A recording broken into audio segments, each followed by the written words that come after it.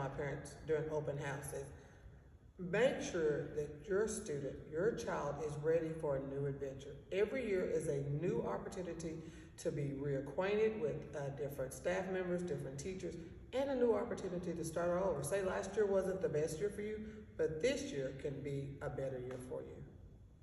Not give your students your very best if you aren't at your very best.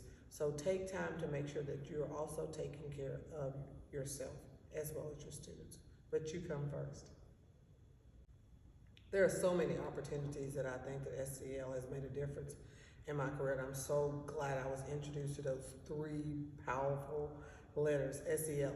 But one instance in particular, and actually my state Department of Education used this story to teach all other teachers about how important SEL and engagement with the families is.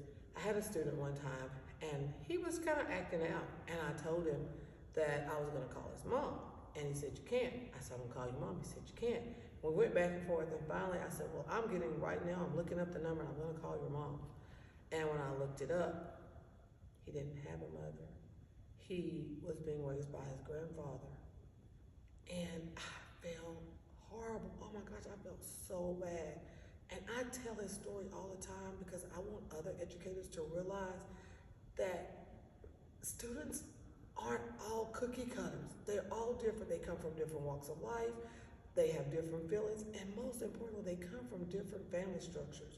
And that's the important message that I think that I always share, is make sure that you're aware that not all of your students come from a mom-dad household, and with that knowledge, you're able to treat each student based on how they need to be treated, because they all aren't cookie cutter students. Oh, it's so funny. I consider myself an innovator, and I also consider myself a one-of-a-kind teacher. So I'm not bragging, but I'm always at the top when I think of things. And lots of times I'll think of something, I've already had it in place, but then someone else will come and give it a name. And I'm like, why didn't I think of that? So I know for a fact that I've always been so cognizant of social emotional learning in our students, because for me, when I was in school, I was bullied. And I promised myself that when I got to be a teacher, that I was gonna be a spokesman for the lower guy. And so I always make sure that my students know that. I have a student, so funny, real short story. When the first day of school, he came in, he had a highlighter. Not a highlighter, but his shirt was highlighted. And it was a weird color. He had shorts to match it. He had a backpack and shoes. So the first day I called him highlighter. And it stuck all year long. I was like, highlighter, come up here and pass out these papers. I called him highlighter all the time. And so he connected with me instantly. And I had him 2 years in a row, and I still called him highlighter. And I taught him 7th and 8th grade. When he was in the 10th grade, one of my students came to me and he's like, "Miss James, highlighter almost got in trouble because of you." And I said, "What did highlighter do?" He said, "This kid was getting bullied." And he stood up to him and he said, "Hey, Miss James taught me to be an upstander, and I'm not gonna let you keep messing with this kid, so you leave him alone." He said, "Miss James, that kid was big, and we were in the locker room, and highlighter wasn't afraid." And he said, "Miss James told me to always stand up, and I'm not gonna wait until I'm a grown person." I saw highlighter a couple months ago with his family.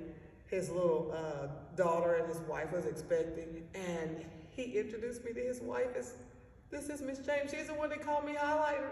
He's 23 years old now, and that still stuck with him. And I told him, I said, every time I have a chance, I always tell you a story about how you listen to what I said, and then you took that and you put it into place. So that's what we have to do in our classrooms, because we can make a difference that no one else can. I love my awesome platform as an educator. I'm social media influence, and first and foremost, I'm an influencer in my classroom. I'm always going to be outspoken in my beliefs. And one of my true beliefs is when my students are at school, I'm their mom away from home. And I tell my students that on the first day. You could go back and you can ask students, they're 30 years old, and they say, "What did Miss James tell you on the first day?"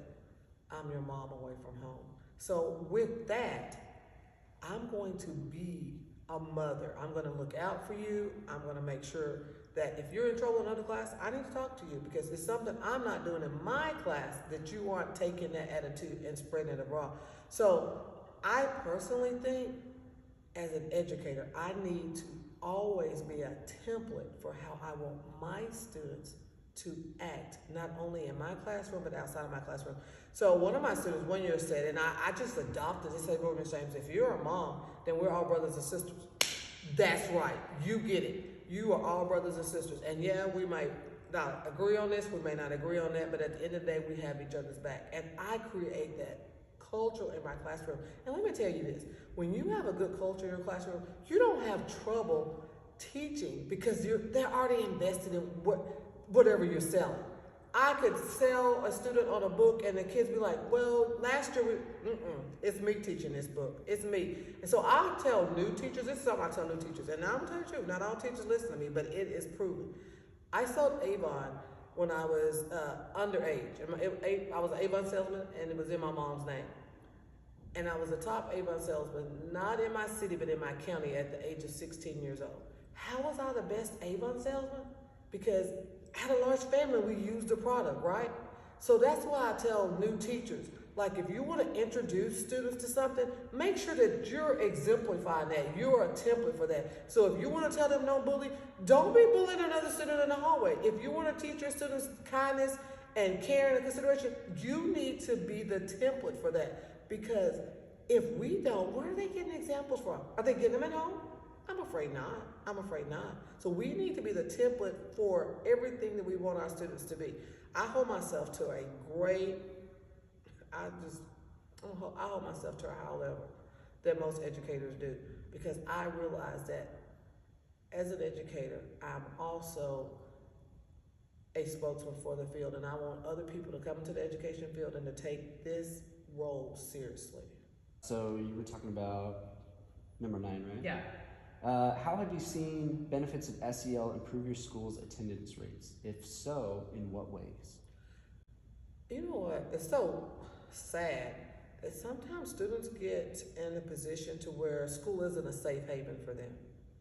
And when it's not a safe haven, guess what they don't want to do? They don't want to come to school.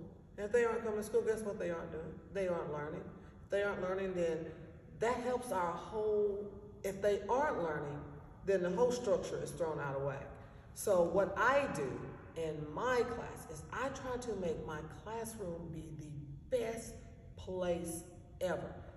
True story, I had a student, they told me they had me the last class period, and she said, Ms. James, sometimes I have problems in my 3rd period class. Sometimes I don't even like my 6th period class, and sometimes I don't even like my 1st period class. But I look forward to my 8th period class, so I stay at school so that I can be in your class. Because what I do, and I'll never forget this, Michelle said this. Michelle said, because in 8th period, I feel like a superstar. In 8th period, you pay attention to me. In 8th period, I see myself making accomplishments. And she said, so you rock, Miss James, you rock and making me feel so special. And she said, last year I didn't come to school that much because I didn't have you. But I came to school every day. She had to miss because her mom was in the hospital and she had to watch her mom. And she said, Miss James, I'm so sorry I had to miss you, but I had to watch my mom. I said, you had to watch your mom. She said, what did I miss? She said, did anybody else get any more loving than me? And I said, no, girl, I was saving it for you. And she's always be one of my special students because she made me realize that you can make a difference. And you don't even know you're doing it. You don't even know that you're making a difference. And you're sitting there and that child's coming to school simply because they want to see you. And gosh, y'all got it from me. I did not mean to cry.